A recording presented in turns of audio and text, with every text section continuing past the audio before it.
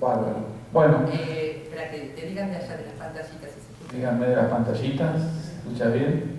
Sí. ¿Sí? ¿Dicen que sí? Sí. Bueno, perfecto. Muchas gracias, Claudia, por la presentación. Siempre es una alegría, un enorme orgullo poder participar de todas las actividades del Instituto Patria. Desde que empezó estamos participando, ya sea escuchando, aprendiendo en conjunto. En realidad esto es un espacio de compartir saberes, ¿no?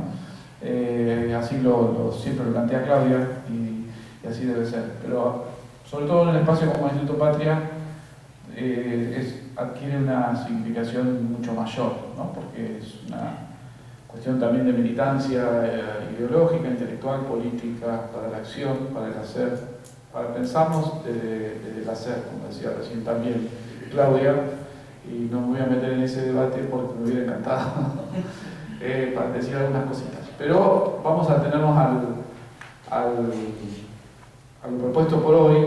Yo voy a hacer referencia a algunos ejes vinculados precisamente en un curso sobre planificación política, planificación y gobierno, a lo que tiene que ver con los modos en que el Estado en América Latina inició lo que podríamos llamar una planificación o imaginó diseñar las sociedades latinoamericanas no con una modalidad de planificación del libro plan, no con una cosa explícita, sino con una idea, con ideas implícitas en cómo debían ser las sociedades latinoamericanas.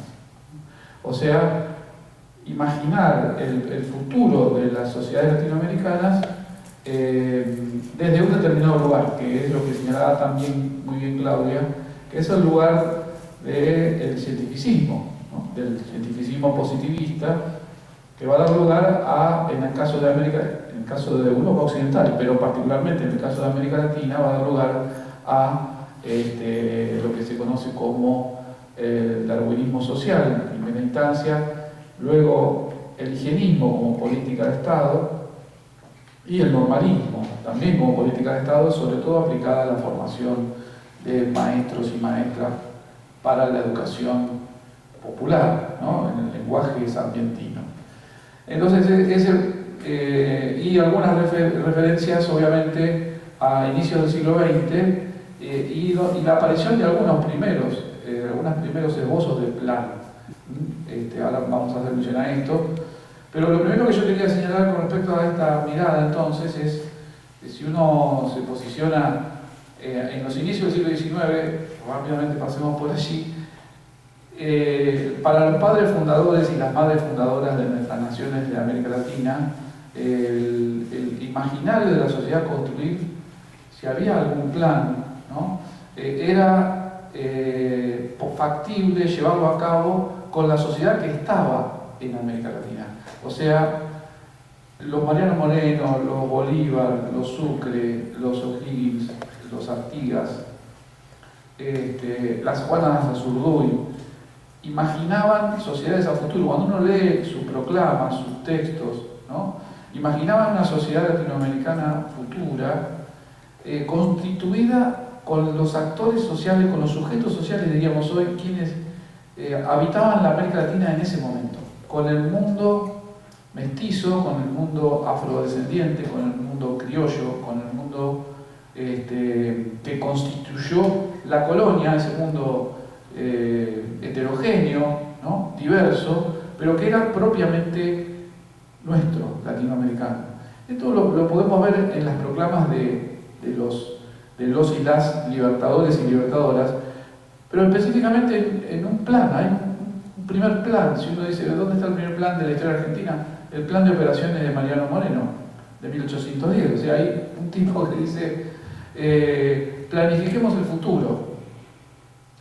¿Con quiénes? Uno lee ese plan, es un plan completo, ¿no? Lo que estaba planteando ahí Moreno es el rol del Estado, un Estado que proteja a los más vulnerables, el rol de la economía, una economía que no quede capturada por las potencias económicas de la época, el rol de las fuerzas militares, que eran milicias en ese momento, el rol de la liberación, la emancipación de aquellos que sufrían bajo la legislación colonial. O sea, hay un primer plan, ¿no? Ese plan de operaciones, que incluso la historiografía liberal durante décadas le negó la autoría a Moreno. Claro, había que negársela porque Moreno formaba parte de la tradición mayo-caseros. Y entonces, si el plan lo había escrito él, había un problema allí, ¿no? Moreno de golpe aparecía como un emancipador, como un libertador y como un defensor de la soberanía económica y estatal, con lo cual se ponía enfrente de la línea vitrista de la historia. Entonces ahí me parece que esto es muy interesante señalarlo, no solo para el caso del Virreinato del Río de la Plata, sino para el caso de la América Latina en general, ¿no? Las nacientes repúblicas latinoamericanas, década del 30, del siglo XIX, nacieron imaginando un futuro con lo que tenía como sujeto social, o sea, orgullosas de la sociedad a la cual estaban liberando, ¿no? Este es un primer capítulo, una primera perspectiva. Lentamente, digamos, segunda mitad del siglo XIX, comienzan a llegar a América Latina las ideas, ¿no? Las perspectivas basadas en el creciente cientificismo y positivismo europeo, ¿no? Cuando decimos europeo, decimos Europa Occidental. Decimos Gran Bretaña, Francia, en menor medida Alemania en ese periodo, donde comienzan a sostenerse las tesis vinculadas a la existencia de humanidades superiores y humanidades inferiores. La existencia de humanidades y sociedades más aptas y sociedades o humanidades menos aptas, ¿no? Tomando como patrón, ¿qué cosa? ¿Qué era lo apto o lo no apto? El patrón societal europeo occidental, ¿no?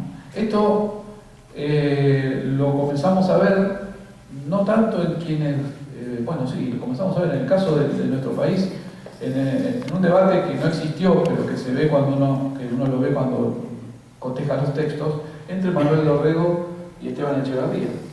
Manuel Dorrego, discutiendo la Constitución de 1826, decía, tiene que votar todos los varones, porque las mujeres todavía no se les permitía votar. No, en ese debate decía Dorrego, tienen que votar todos. ¿Cómo puede ser que le queramos poner un límite a quienes llevan la carga más pesada del Estado, ¿no? O sea, quienes más trabajan, los peones, los asalariados, ¿no? Que la Constitución rivadavia pretendía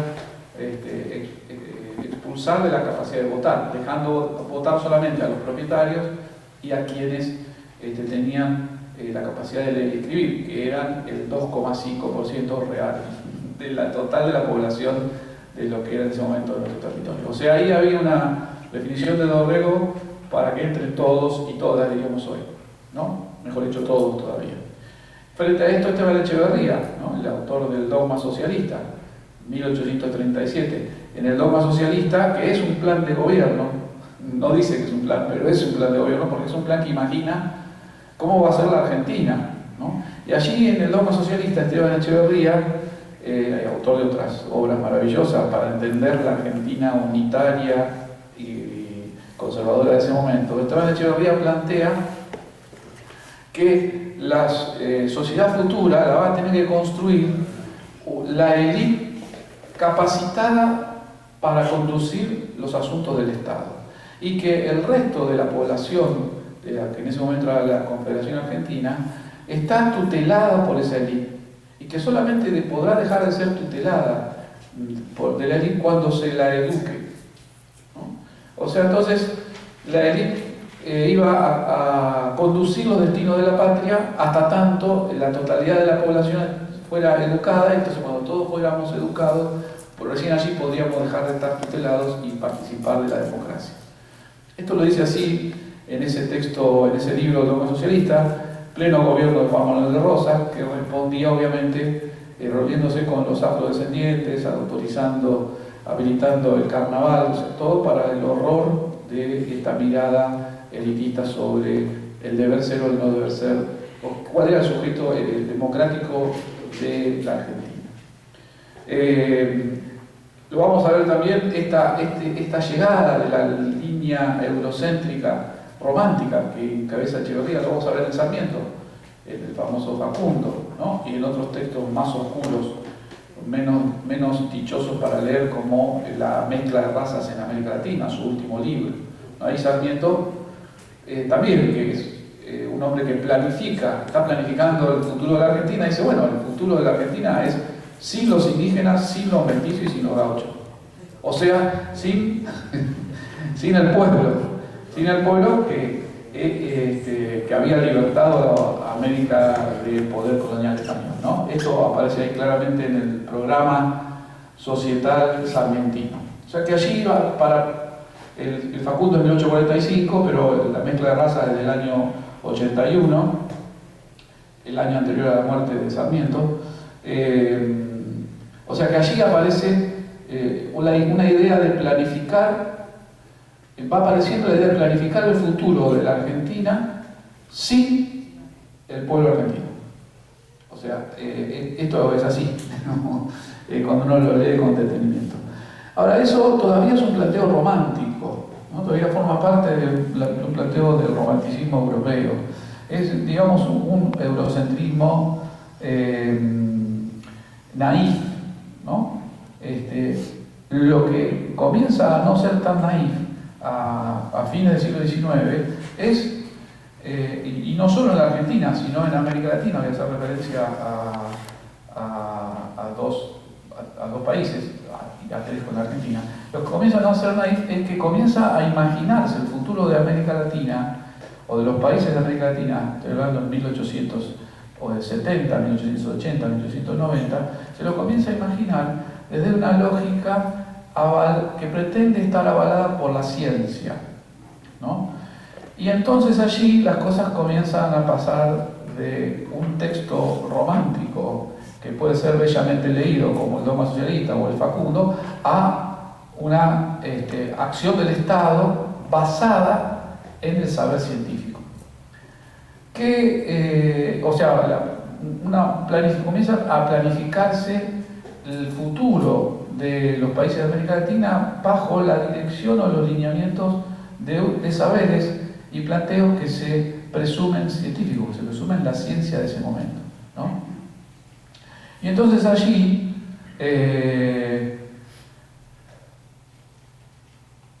pongamos por caso Brasil y México, hago mención brevemente a cada uno de los dos. Brasil, a partir de 1889, una república, ¿no? Una república que la vieja república se la llama en Brasil, una república elitista, una república que sucede al poder del emperador João, el emperador que había permanecido en su cargo desde 1823, una república que de república tenía el nombre, ¿no? Pero cuya principal preocupación, y aquí es donde es interesante ver cómo se piensan los países de América Latina en ese momento, ¿no?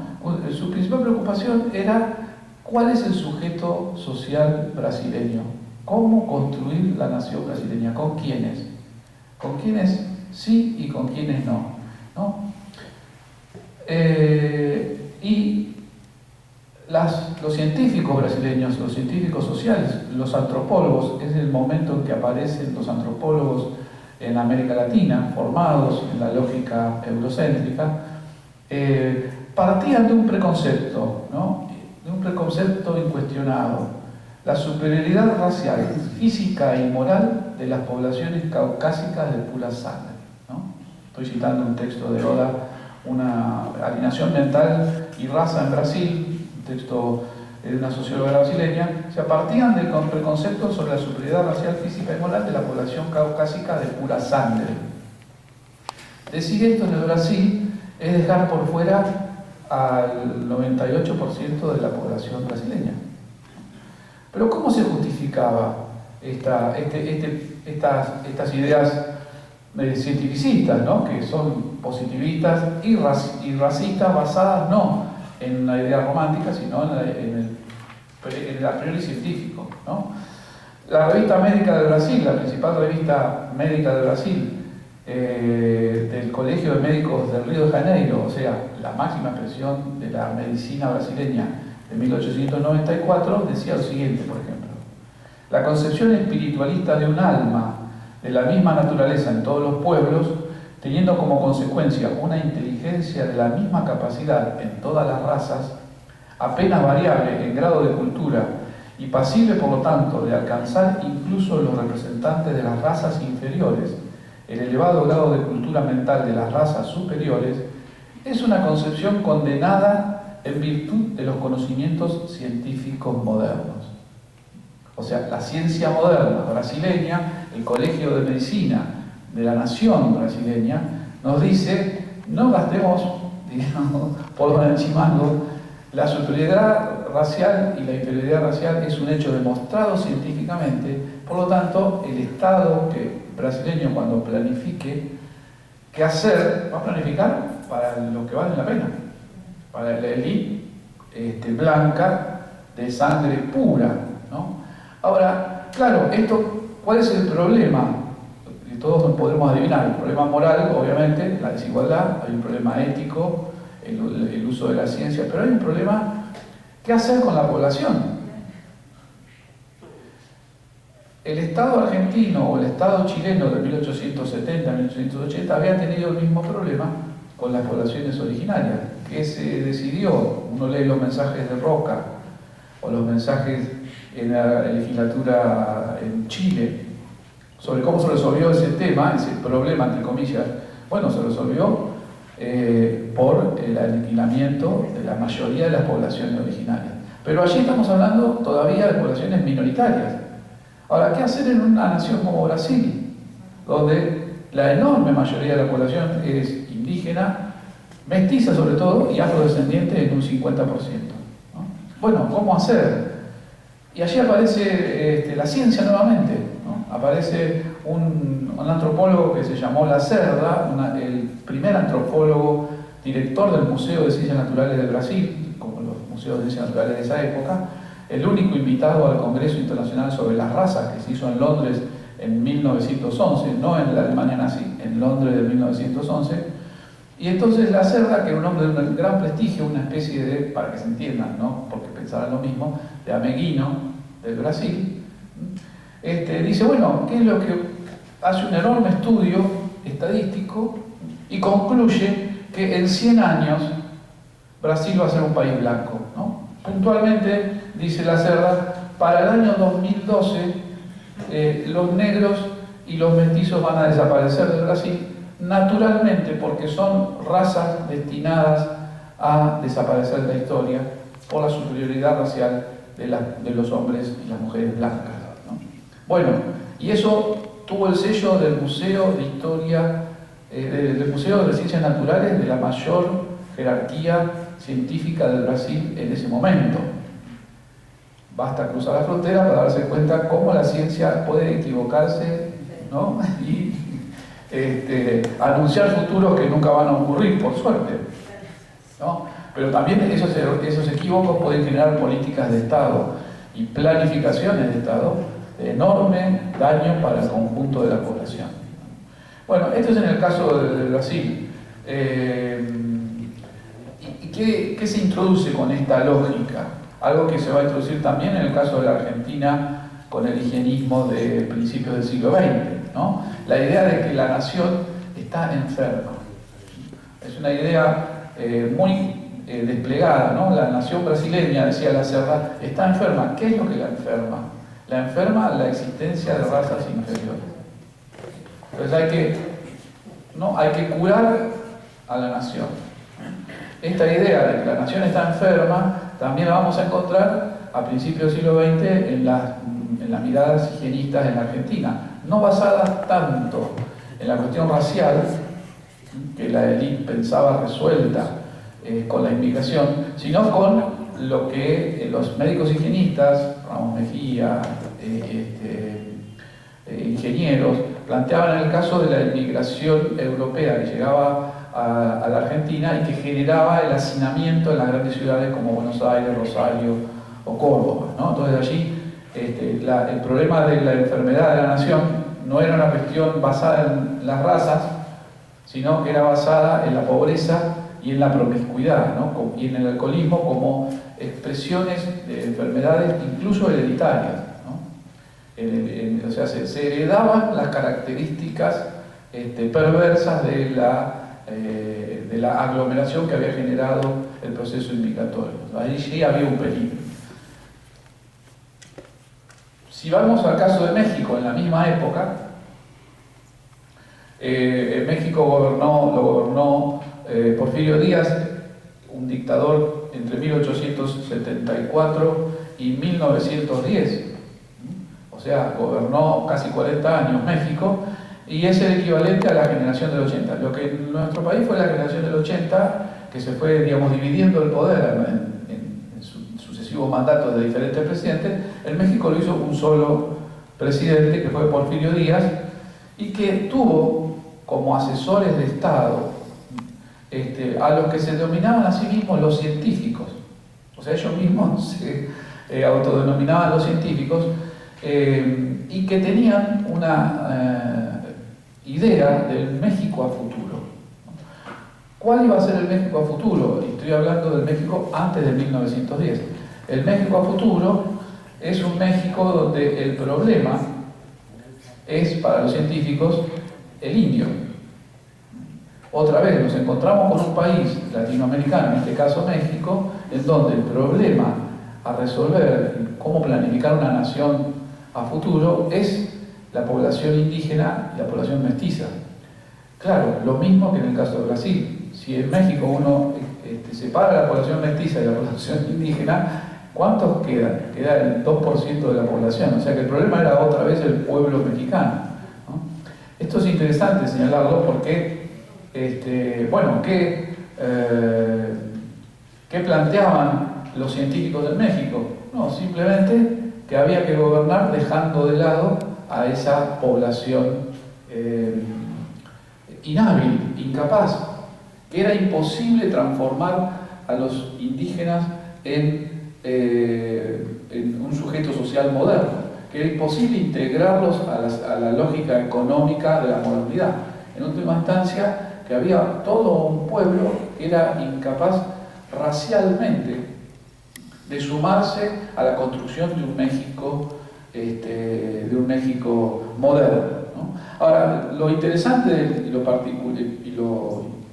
particularmente interesante del caso mexicano específicamente es que toda esta aplicación del cientificismo de base positivista y racial en los 40 años del porfiriato concluyó con la Revolución Mexicana, ¿no? O sea,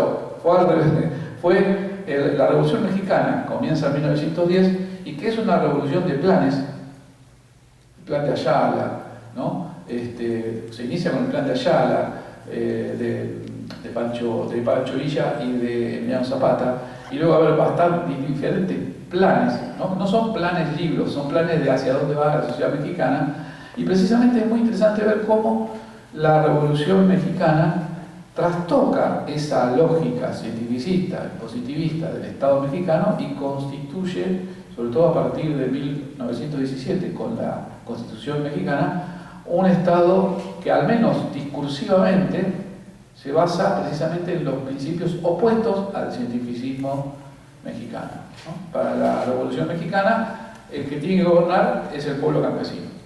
La tierra, trabajo, pan, justicia, todo eso lo va a construir el pueblo trabajador y el pueblo campesino, y así lo expresa la Constitución mexicana del 17, que deja de lado, en un lapso de, bueno, como son las revoluciones, un lapso muy rápido de tiempo, el ideal cientificista mexicano y lo trastoca por el ideal nacional y popular mexicano, plasmado en la Constitución más moderna del mundo de ese momento, que es la Constitución mexicana de 1917, que incluye los derechos de las mujeres, los derechos políticos de las mujeres, los derechos de los pueblos indígenas, los derechos de los mestizos, los derechos de la comunidad mexicana, y que sustituye la idea de una individualidad racial superior e inferior por la idea de la comunidad agraria mexicana que venía de la tradición indígena y de la tradición colonial, ¿no? Ese es el caso,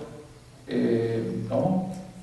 Ah, bien, el caso mexicano, ¿no? Y en el caso de la Argentina, o para ir cerrando, bueno, la generación del 80, obviamente que basó su ideal a futuro en un enorme proyecto, una enorme planificación de reingeniería social. ¿Qué es lo que había que hacer? Había que acorralar, expulsar y o exterminar a aquella población que no podía ser incluida al proceso económico social de la Argentina tan pujante, asociada al capital británico y europeo en segunda medida. Y una vez que se expulsara, se corriera esa población, se la sustituía por una nueva población de origen europeo, que debía ser de origen europeo, preferentemente nórdico y o anglosajón, para constituir una raza superior o al menos tener retazos de esa raza superior en la Argentina, ¿no? En cierta medida esto ocurrió, en otra gran medida nuestros abuelos, varios de nuestros abuelos y abuelas no eran sajones, eran sicilianos, campesinos, gallegos, irlandeses con problemas de alimentación, o sea, los que trataban de salvarse de alguna manera del colapso capitalista de la industrialización acelerada en Europa, comenzaron a llegar al cono sur de América Latina, Argentina, Uruguay, Brasil. Pero lo que es realmente para tener en cuenta es esta lógica que planteaba la sustitución de la población original. Cuando digo original digo mestizos, criollos, indígenas, por una población nueva, completamente nueva, que acarrea nuevos problemas. Como señalaba, esos nuevos problemas van a ser tomados 1900, 1910, 1920 desde la lógica del peligro sanitario, desde la lógica del higienismo que planteaba precisamente lo que ya señalé con respecto a que estas características de alcoholismo, de promiscuidad, de enfermedades de transmisión sexual y lo demás estaban incluidas en la genética, digamos, de estas poblaciones que se acumulaban en los bajos fondos de la sociedad, como en el lenguaje higienista de la época, ¿no? Y que no era posible regenerar sin una política de Estado sanitaria, ¿no? Sanitaria en el sentido de obligarlos a tomar los patrones de conducta y el patrón de conducta de la ciencia, lo que la ciencia señalaba que era lo correcto hacer o no hacer, no meterse en la vida privada de cada uno y cada una de esas personas. Y para cerrar,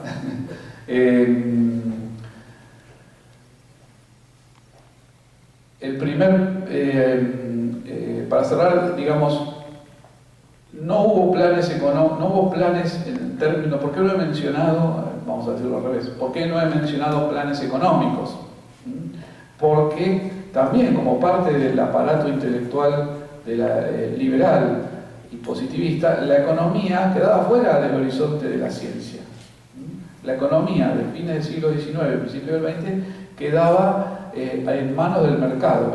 Ya lo había dicho Adam Smith, nadie iba a discutir eso, la mano invisible del Estado resolvía los problemas, del mercado, perdón, resolvía los problemas, ojalá lo hiciera la mano invisible del Estado, resolviera los problemas, ¿no? Entonces no hay planes económicos. ¿Cuándo van a aparecer los planes económicos en nuestros territorios? Después de la crisis del 30, cuando se demuestra que esto de la mano invisible del mercado era un verso, para decirlo mal y pronto. Entonces allí aparece Pinedo, por ejemplo, en nuestro país, el abuelo del Pinedo que anda dando vueltas todavía hoy, con su primer plan económico, ¿no? Aquel plan donde decía tenemos que desarrollar algún tipo de industria como ruedita de auxilio mientras se resuelve la crisis internacional y podamos volver a exportar trigos y carnes, ¿no? Ese mito que ya para 1930 era viejo, imagínense hoy, de que la nación argentina tenía que ser solamente una especie de supermercado proveedor de materias primas, ¿no? Que ese era su destino. Y allí entonces aparece el primer plan Pinedo y entonces el Estado dice, bueno, hay que hacer algo porque si dejamos, estalla el conjunto del orden social en la Argentina. Pero de allí en adelante nos lo va a explicar mucho mejor Claudia Ramasa. Bueno, muchas gracias.